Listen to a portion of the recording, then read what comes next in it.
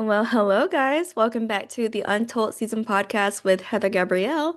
I am really excited for today's episode. I had the pleasure of interviewing this special person with a bright future ahead, and she is just as passionate about sports as I am. So, everyone, please give a warm welcome to Jaeda Rael. And when you make it to the end of the video, make sure you like, comment, and subscribe, and I will see you guys in the next one. All right, bye. Yeah, so you ready? Tell me, what do you want to know? Okay. Okay, so first, where are you from? I'm from the RGV. So UT is the campus is like 20 minutes from my house. So I'm born and raised in South Texas. Really? All my life. So, so you love it? Would you ever move? I would move, but the financial economy down here is pretty good, not gonna lie. So if you're looking to move anywhere, possibly this could be a good market. It's just the job market that's a little hesitant. But I would move for the Yeah. right job. Just right now I'm comfortable at home and supporting myself. Yeah, so if you could describe Texas in one word, what would it be? Oh, Texas? Probably rowdy. Everywhere we go, I would say we're all super passionate about whether it's sports, school, ironically, even going to the doctor, checking up on your health. I feel like everyone's just excited and passionate about everything. And we make it known we're from Texas, either with a cowboy hat or some cowboy boots. So you can't miss us. Hey, I love a good cowboy hat and cowboy boots. I'm in Alabama, so we're not far Ooh. from, yeah, we're not far from that kind of style. Come on. Yeah, we have people walk around in overalls. Okay, So, yeah, we don't have that too much down here in South Texas. Yep. yeah, it's overalls over here. Yeah, I was like, okay, all right. And then like they had like the truck, like the trucker hat, and then Okay, I'm a fan of the the checker boots. hats. I just personally don't pull them off the best, but I do like them in other people, and I like to see them rep. So it's good.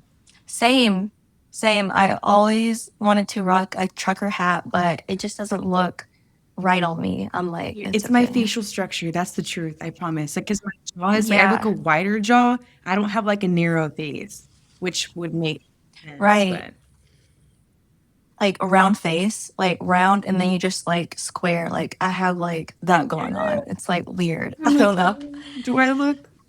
Yeah, yeah.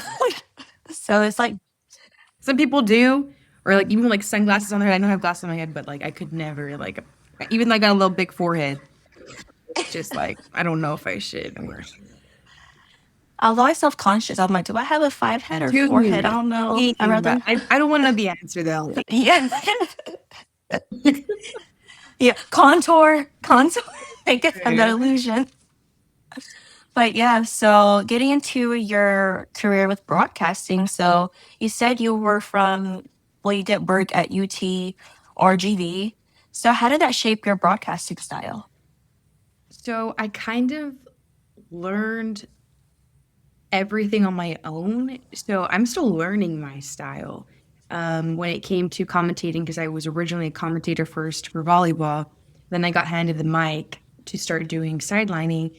And my style, I guess, would say is dominantly in my voice. I really emphasize words, but also I love to speak with my little accent sometimes when it gives like a certain words that roll R's, like last names like Rodriguez, Gonzalez, Garcia. Like I like to really enunciate the proper way to say Hispanic names since 99% of us down here are Hispanic.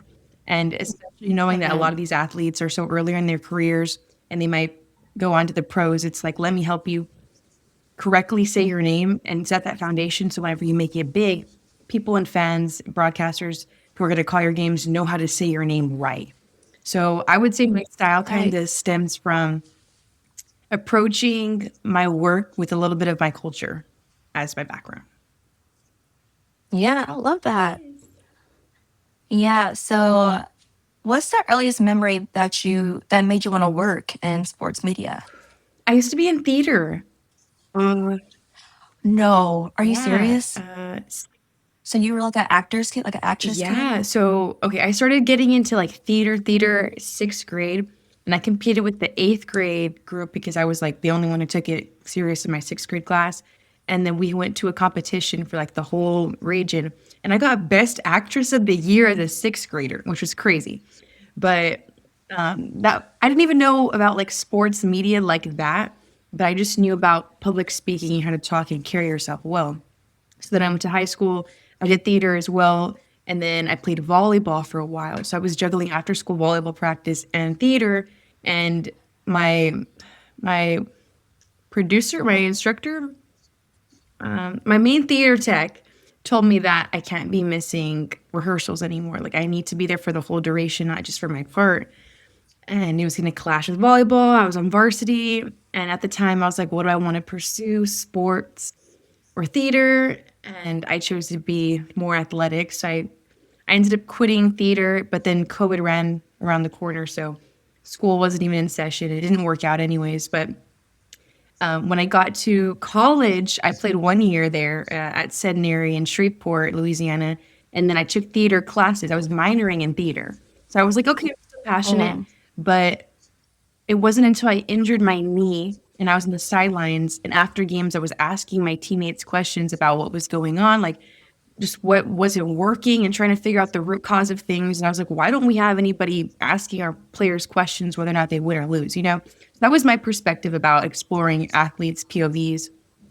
So then I went to my main like comms person there and I pitched it to him. We just didn't have equipment or anything being a small D3. And then with my knee injury though, I just like wasn't mobile. I was kind of confined in my room. I get a second surgery and then eventually I ended up coming home. So sports Mm. media, to answer your question, was kind of never in my future. I thought so until I came home in 2023 and I applied for the athletics communications department at UTRGV. And I was like, yeah, I'm kind of interested in some on cam opportunities. And they said, okay, like we'll give you some time. And that's kind of how it all unfolded. But I didn't already know I wanted to do it. It kind of just came to me. It just happened. That's really funny with your background, how you got into it, because my background's pretty No way. similar.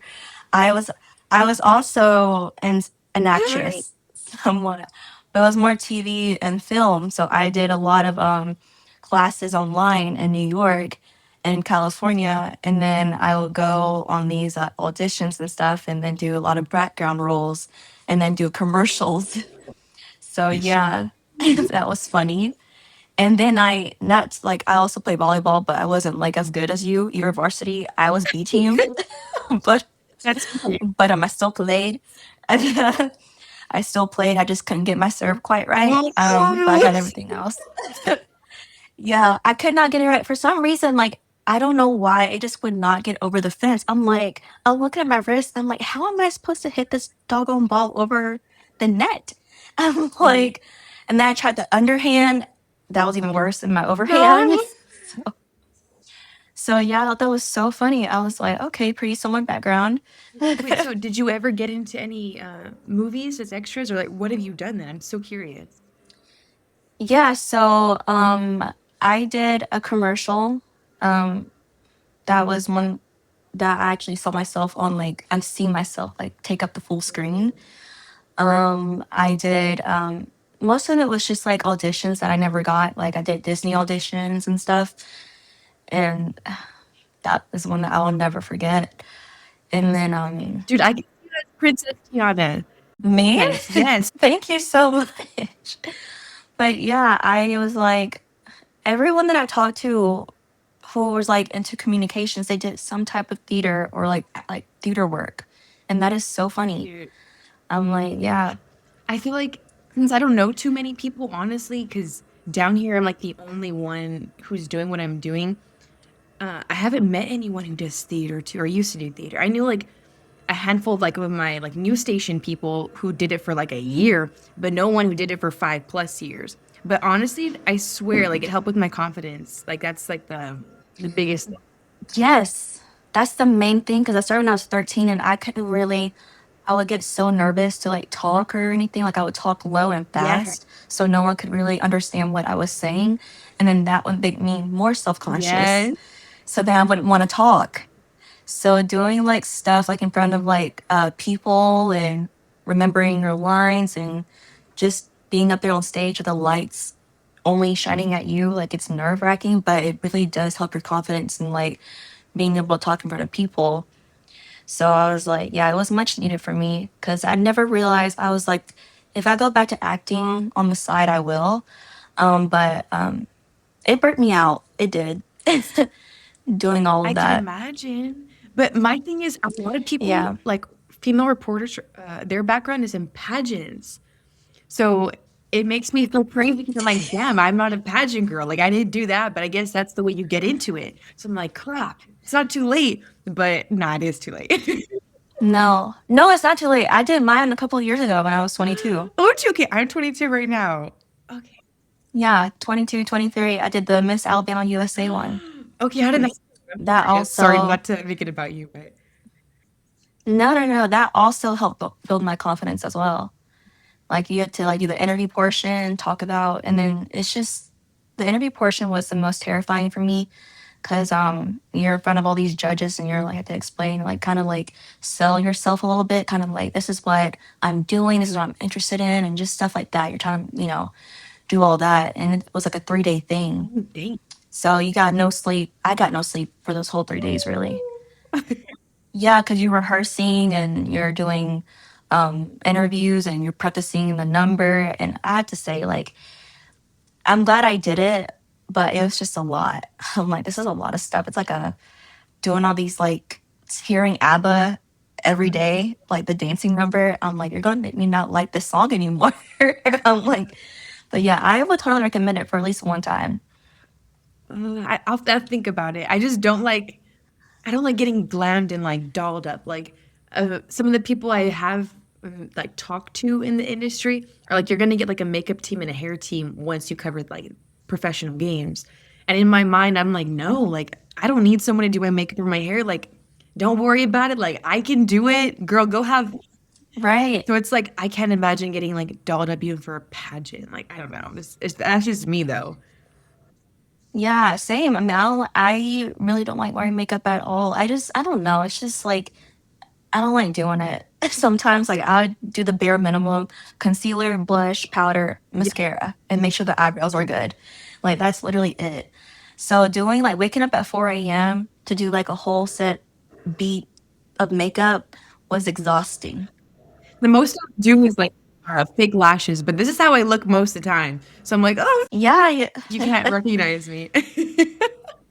you look good though. I love the bare face. Like, you really, like, it's Oh nice. no, make me smile. Okay.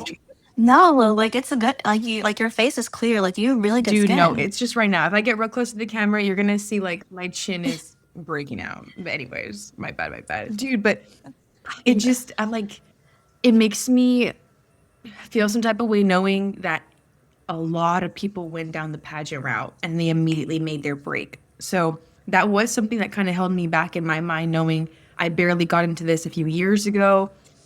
Pageantry is not even that common down here either. And in my mind, I was like, I'm just going to make my own route. I'm going to figure it out without pageants. Yes, yeah. They don't have a Miss Texas USA pageant going on? We have one right now. I mean, well, probably passed already, but it normally happens in the summer. Okay. Well, I guess it's because down here, like, no one cares about, or not that no one cares about it. I don't want to speak for the whole, but it's just not, it's just not popular down here. I think sports rule Right. everything down here in South Texas. Like, high school football is crazy mad. Like, in Texas in general, but down here, that's what everyone cares about. So it's just sports, not really like pageants. Yeah, I've heard that. I've heard that Texas is like a high school. I hear that Texas is driven about sports. I do hear that all A the hundred time. percent. It's crazy fun, but it's still crazy. I can imagine though. But so if you with this podcast, I definitely wanted to create my own route as well, creating this outlet to humanize athletes and have someone and just have viewers find something they can relate to during the conversation. So with you and your reporting, how do you use storytelling to enhance your sideline report? Well, to enhance the way you sideline. I really focus on making it about one player at a time. So at the beginning, I used to kind of talk about two, maybe even three players and their stories in one single report. And I realized, first of all, I'm not giving the athlete the justice they deserve. Second of all, this is way too much information at one time. And third of all, am I even storytelling? So I kind of changed the way I started reporting by thinking about my reports as stories, like all of them. So I would Mm. say my storytelling ability with my theater background helps me emphasize a lot of my words, talk a little bit slower, and also even with my inflection, I think I can tell a story a lot better and it picks up really good on the mic. Like, I mean, I have to be careful with my plosives when I say certain words or letters, but for the most part, I would say just being passionate enough about my stories helps tell the story even more. If I'm not interested in my story, I'm not going to do it. I have to be passionate about what I'm talking about, or the viewers won't listen to me either. So, as long as I'm passionate about what I'm talking about, I think that is in itself sets up the story enough for it to really help my reporting skills and make it look like I do know what I'm talking about. Yeah, it's actually a good way to look at it. Because just me getting into this as well, I'm still new to this. I was like, how can I make like a story out of every interview that I'm doing? Because like I want it to be different. I don't want it to just be like an informational thing. Like I want people to actually listen and have something they can relate to, and then I guess just follow the journey along the journey along the conversation to make it more interesting and valuable. So yeah, I was interested in how you do that reporting on the sideline because I realized it is fast paced most of the time, and you're like, how can I make an impression? So yeah, Sometimes it's like really quick. Like if your producer says you got most of the time they don't give you a time frame, but sometimes they'll be in your ear saying hurry, which is crazy. But hmm especially for like opening hits and stuff, um, we usually have like on ESPN Plus, we only have 2 minutes before the tip off happens, and the goal is to have our uh, our main color and play by play set up the scene, talk about their keys, the players to watch, and then I have like 15 seconds max to get in and out before the tip off happens. So in less than 2 minutes, all hmm, that's happening. So the longer my talents take introducing the game, the less time I have. So I can have a 30-second bit in my mind prepared, but because they took a little extra longer, my producer will tell me cut it in half or hurry up, speed it up. right, So it's like in my mind as I'm talking, I need to choose what's important, what's not at this point, and then kind of rush it without making it sound rushed to have enough time to get to the yeah, game. So yeah, it's really just fast paced. I'm still trying to adjust and learn that too because every game is different. You'll yeah, get it though. Like trust me, like the adjustments will happen. yeah. So I mean, it sounds like a lot, but I guess in the moment you're like, it's either like sink or swim. You're like, okay, Well, honestly, half the time it is that. Like you don't want to look bad on camera. You want to sound good. You want to be focused. You want to do the stories justice. Talk about a great player and their scores, and then not butcher them. So there's a lot that goes into it, which is why I'm like, people also don't realize you have to try really hard to make it look easy and like conversational, but you have to also make it known that you're not trying so hard to do that. You know what I mean? So you have to try yeah, hard to look easy, to make it look easy. yeah. And that's a lot. That's like a lot of work. That's a lot of pressure too. Yeah, sometimes it can be, but I try not to put the pressure on me or anyone really. I just go out there and do my thing and keep a level head because it can be a lot sometimes, especially when the band is in there and the cheerleaders are right in front of you when you're doing your report. There's so much going on around. You still have to be locked in, and then your bright light in front of you too. So much going on, but that is also a learning process.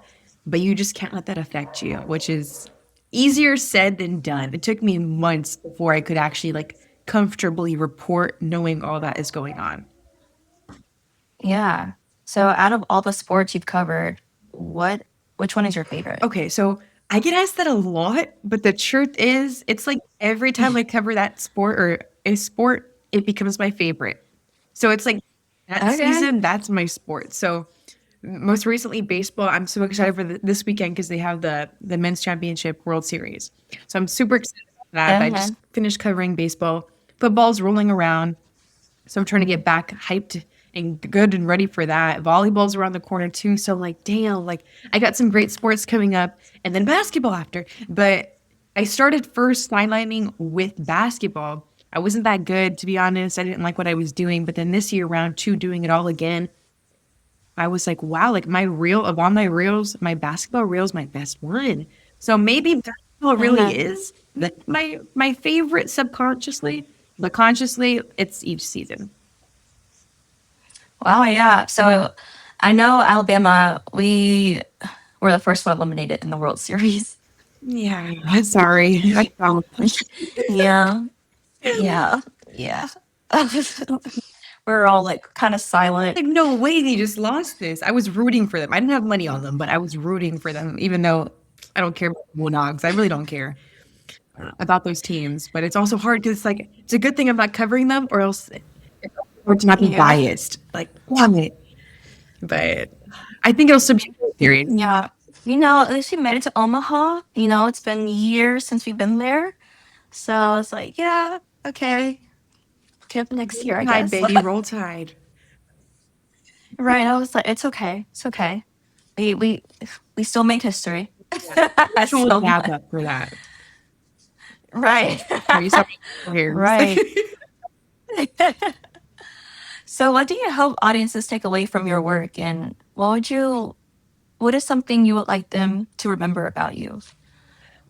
So something I do get complimented on a lot is that I say a lot of good substantive information. So every line I say is relevant to the overall like thread that I'm talking about, but it's like everything has substance. I'm not just repeating something. I don't have too much like editorial journalism in my reports. It's just straight facts. So people have told me like the way you're very clear and tight with what you say makes it easier for us to understand. So that's kind of what I'm already like recognized for when it comes to reporting. But ironically, a lot of people also know me for my arms or for the girl with the long hair. So if they don't know my name, it's like, oh, the girl who's strong, or she has really long. That's literally it. Half the time, it's not even related to my report. It's just how I look. So it's like, okay, it's good because Yeah. it could have been something else. Like it could be like, oh, the girl who wears really short dresses, or the girl who never wears, like something like more negative Yeah. toned, but it's more like, okay, like she looks put together. That's how I take it. She looks put together, and she has nice hair in my mind. But when it comes to a lot of the time is just you have good quality information. You say it quick, and also I'm the kind of person who doesn't talk slow. When I do Mhm. my reports, this isn't my pace. I talk the same pace that I do right now in my reports. So I'm literally jumping in Right. information, but it's great information that's like, okay, it all makes sense. This sounds good versus just repeating myself too. So I want to be remembered for that. And my arms and my hair don't. Yeah, girl, your arms are you're shredded. Like, Push-ups. I don't know if you do push-ups or not. I do almost 80 a day. And I have a really? gymnastics background too. So like since I was young, I was in gymnastics and I would tumble and stuff. So I was always like throwing my body in the air. So I've had like abs between us. I've had abs since I was like 6, and that's also like helped like my shoulder delts and stuff, which is why I'm like, and then I just do my push-ups every day. But yeah, get your push-ups Do I in. need do I need to show you how I look at 9 with the abs? Do I need to Yes. do I need to show you? I had the muscles going on, I swear. Yeah. But yeah. But my arms they're not as like muscular as yours, but the abs are still kind of there. Another virtual dab up. Well, what Right, were you right, right. doing? Or how did you get super ripped too? Cheer, throwing bodies up in the air, Dude, I wish I being a just base. didn't. Yeah, cheerleading, and then it's a lot of outwork doing those flips too. It's a lot of like, yeah, doing like those layouts and those tucks. Like you're always like making sure like your cores are activated doing those flips. That's the thing though. I feel like when I was little, I wasn't thinking about that. I was just doing it. So now that Yeah. I'm reflecting back, it's like, shoot, imagine if I had actually been locked in and thinking about like I'm engaging my core every single time, how much more shredded I would have been. But that's no. When I have my kids, I'm gonna make sure they understand every single move they're doing and the attention they should put behind it. But that's like, okay. Yeah. Yeah. Yeah, because sometimes when you don't even, you're right, you don't think about it when you're going. Because one time, like, I was like about to go do like a round off back handspring back tuck, and I just did a round off, and I was like, wait, what was I doing? So I stopped midway. I was like, hold on, let me start that over. No, we're in competition, right? No, not for competition. No, no, no. It was like during just like tumbling practices, and I was like, just no thought, just went in, did a round off, and I was like, wait, I was doing a back handspring, not a tuck. Like I was like, so yeah, I was like, let me start that over, coach. So yeah, I have to like actually think about what I'm doing when I hit the floor, because then like my body won't know. So it's like I'm engaging my mind, body. So Literally. Yeah. yeah, With every but cheerleading, I didn't like stunts too much. Stunts, like I was a base, but like just lifting weight, like lifting body weight. Oh my gosh. dude, I can imagine. Thankfully, I didn't do that. I think I was a flyer once and I was a fill-in because I was like 7, but I didn't go the cheer Yeah. out. But I have so much respect for cheerleaders and especially the competitive cheerleaders who are actually like Oh every yeah. day at freaking practice for hours leading up to the competition, going to Daytona. Like, whoa, like, they deserve so much more respect, clout, attention. Recently they've gotten some, which is great in the past few years.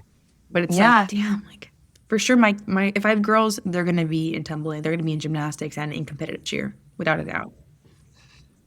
Yeah, it stays with you too. Like the older, like as I'm older, like I'm about to be 25, but like I still am. Like I did cheer like when I was 14, so I still like my body still knows how to do like the basic, like the front walk over the back handspring, the tucks. Like it's still there. Like you'll never Muscle forget it. memory. So it is, it is. But yeah, competition is a whole nother. That's a sport. Yeah. That is 100% a People say sport. a band isn't a sport. I think band's a sport. It's just not as like rigorous physically, but it's still a sport, I would say. Exactly. I'm like, you're working out and then you're blowing into an instrument. That like you're doing physical like stuff. Same with golf. Like, like Good coordination, yeah, and good stroke speed right. and even like mental though. I think a lot of the games are mental and it's like how do you overcome being mental and stuck in your thoughts and in your head? It's a Right. part of life. We live, we learn, we grow. Exactly. Is there an interview that stands out to you most in your career? Well, so far in your An career? interview? Yeah. Okay. Is it this one?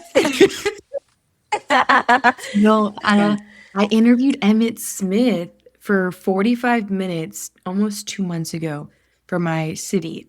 And I've never even done that long of an interview before. Nonetheless, a high profile person and in front of an audience. Usually it's in front of a camera. There was at least 150 people in the room and then cameras in the back. But that specific interview stands out to me because that was a first of many things, yes, but also knowing that was my time to show all the city of Edinburgh what I can do, who I am, what I'm representing, and that I'm a lot better than my age may be as the headline of who I am. Because people look at me and assume, yeah, like you're a student or you look very young and we don't want to hire Mm-hmm. you because of that. Like there's been a lot of like currently in the position I am, I'm trying to find some freelance jobs and it's like your work is good, but you just look like you're inexperienced still because of how youthful you look. And it's not per se too much of a bad thing, but it's like when I was in control of that interview, just me and Emmett Smith on the stage in front of everybody, I controlled the entire interview. So it gave me a different type of confidence, sense of security too, and also reassurance knowing I can do this, I will do this, and this is just the beginning for me. So it was kind of a checking point for me to regather myself and my priorities and kind of set that stage and an initial stake as to where I can go from there. So it wasn't because I did so great, it was just because of the way I went about the entire interview. So I'm very proud of myself for that still. Wow.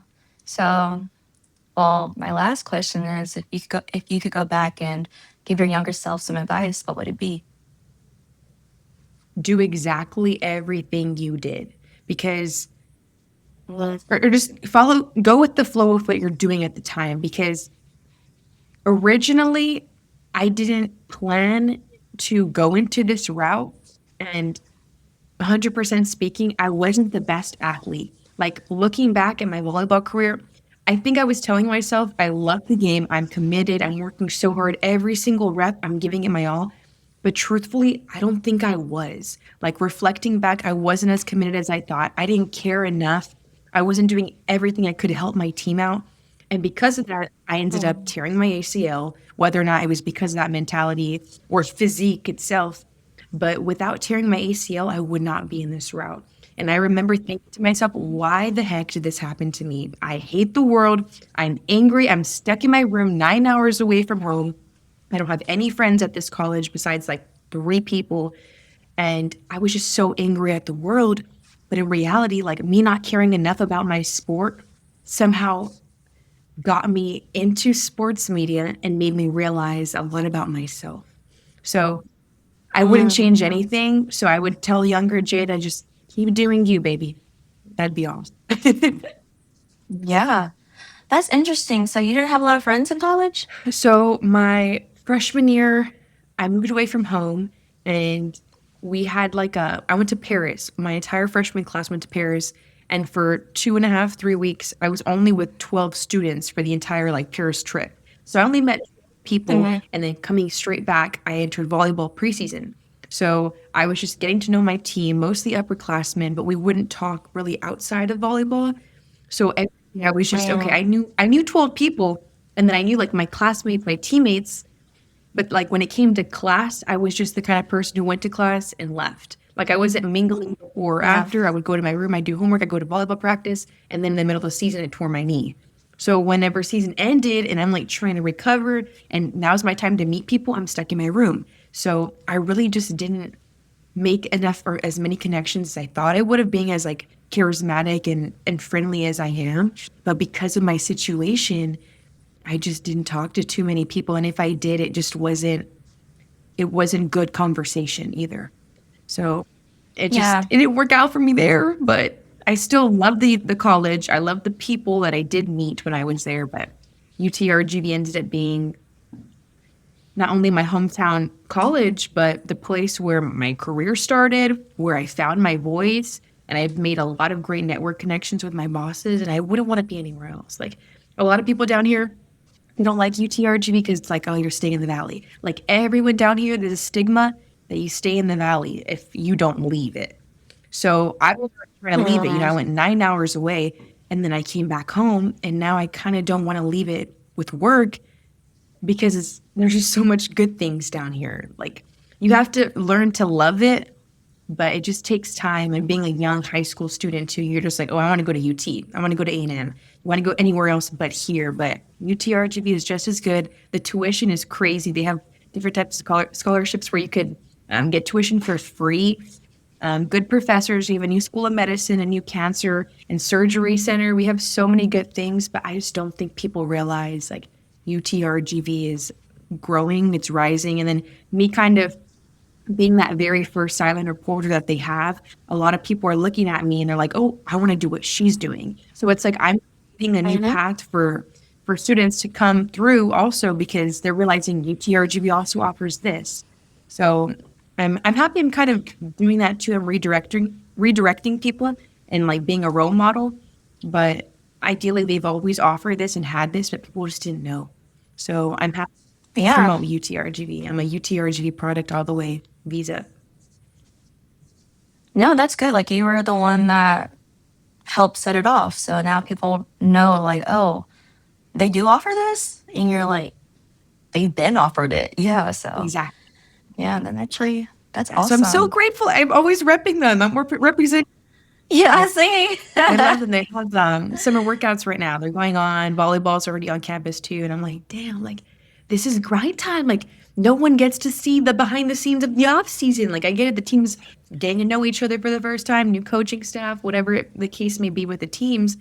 But it's like this is the beginning of a season. Like once you step on campus, all the team meets each other for the first time. That is day one of building a program and having a heck of a season. And I'm like, oh. So I always got to represent, and I get stopped around the Valley area too. Like, oh, are you on the team? Because I'm wearing a shirt. Because no one represents UTRGV.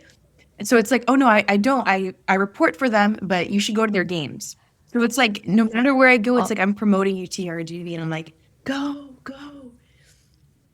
That's so awesome. Yeah, and with football, because we have football down here now too.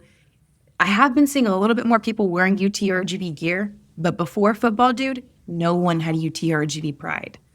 Like going back to the stigma thing, it's like no one wants to rep UTRGV. Everyone down here wears UT and A&M. No one wears UTRGV. So when I go to public, I have like 15 UTRGV shirts. I rotate them. Like you don't see me in a shirt and shorts ever. Like I'm always in athletic wear. So I'm like, bro, go athletes, go UTRGV.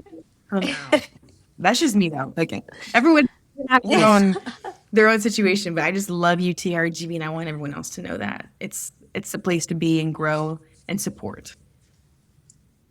Yeah, that's actually good. And I can see why. I see why you're so passionate about it. The way you talk about it, I can tell you're like, it's so. Yeah. You can imagine when I cover them, I'm like, damn it, we're losing. And I have to interview the player of the game for the other team. And then all my players are like, dude, why were you so excited? Like, you're an off. I hate when they say that. But like, dude, I'm doing my job. I can't be biased. You know this. Right. You can't be like, so you guys won tonight? You can't do that. So my baseball team, they'd gone to Beaumont like a month ago. And we were projected to win the entire Southland Conference baseball tournament. And we got eliminated. Like the second day is double elimination. So we played 2 games. We lost both.